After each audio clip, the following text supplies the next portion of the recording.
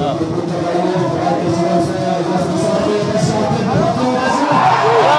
du score pour l'ASC Mbenguen, but marqué par Balo. C'est un joli centre de Kabaye. Gis nga li ma doon wax sànq rek moo nekk nii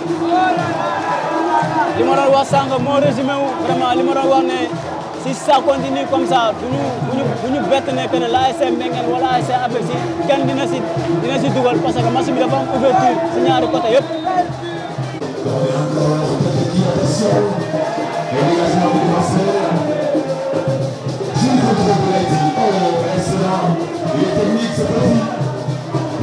Par le Marseille, de l'ASC APEX contre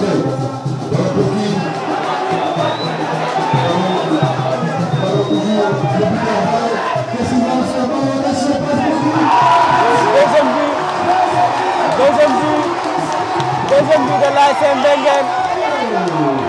Deuxième but de l'ASC Mbenguen. Deuxième but de l'ASC Mbenguen. Vraiment mooy li ma doon wax rek boo xoolee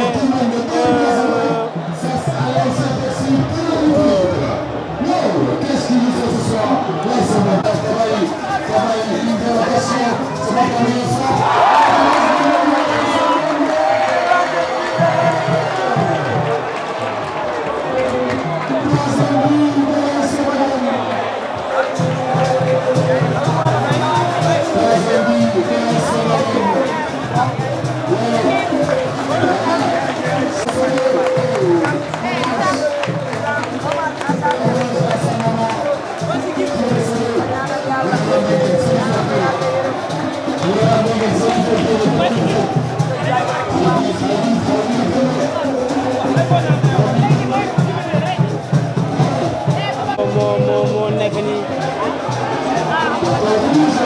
li ma doon wax sànq moo nekk nii boo xoolee mooy li ma doon wax rek si waxee ni ASC Mbenguen par rapport ak ASC APEX ni ñu bëggee réduire score pour que équipe bi dafa dagg te simmeeku bu ñuy simmeeku si une fois buñ moytu dinañ jël troisième bi boo xamante ni parce que match bi dafa am ouverture trop te li ma doon wax sànq nii te moo nekk nii di am quoi waaw di wax ni bon léegi ñu ngi lay masawu vraiment si li nga xamante ne amaana mooy sa waajur bi nga